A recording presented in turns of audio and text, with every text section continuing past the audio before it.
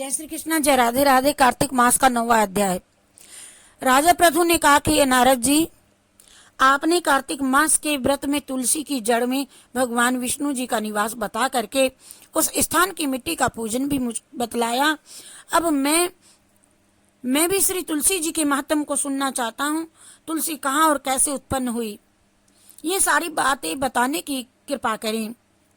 नारद जी ने कहा, राजन, एक समय जब देव गुरु बृहस्पति और देवराज इंद्र कैलाश पर्वत पर शंकर जी का दर्शन करने के लिए गए तो शंकर जी ने उनकी परीक्षा ली।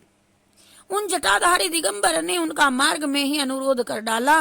यद्यपि वे तेजस्वी, शांत, लंबी भुजा और चौड़ी छाती वाले, गोर वर्ण, अपने विशाल नेत्रों युक्त तथा सिर पर जटाधारे वैसे ही बैठे थे, तथापि इंद्र ने शंकर जी को न पहचाना और उनका नाम धाम आदि परिचय पूछा और कहा कि शंकर जी अपने स्थान पर हैं कि कहीं चले गए।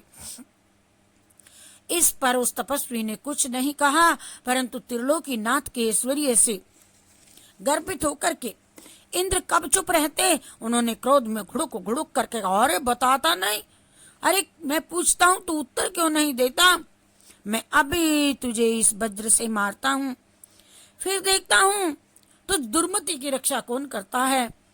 फिर जो ही दिगंबर को मारने के लिए हाथ में वज्र उठा ले, त्यों ही भगवान शंकर ने वज्र सहित उनका हाथ स्तंभित कर दिया और विकराल नेत्र कर जो ही उसे देखा तो ऐसा विदित हुआ मानो वह दिगंबर प्रज्वलित हो उठा है और तेज से अभी ही जला देगा। भुजाएं स्तंभित होने से इंद्र के क्रोध और दुख का कोई अंत न रहा, परंतु जो ही बृहस्पति जी ने उसको प्रज्वलित देखा त्यों ही अपनी बुद्धि से उनको भगवान शंकर मान करके प्रणाम कर लिया और इंद्र को भी उनके चरणों में गिराया। फिर बृहस्पति जी बोले, दीनानाथ, हे दीनानाथ, अपना क्रोध रोक कर इंद्र का अपराध क्षमा करें। बृहस्पति जी के वचन सुनकर महेश्वर गंभीर वाणी में बोले, मैं अपने नेत्रों से निकले क्रोध को नहीं रोक सकता हूँ। कैसे रोकूं? जब बृहस्पति जी बोले, हे भगवान, भक्तों पर तो दया आपको करनी चाहिए, अतः अपना भक्त वत्सल नाम सार्थक तो कीजिए और इस तेज को शांत कर इंद्र का उद्धार कीजिए।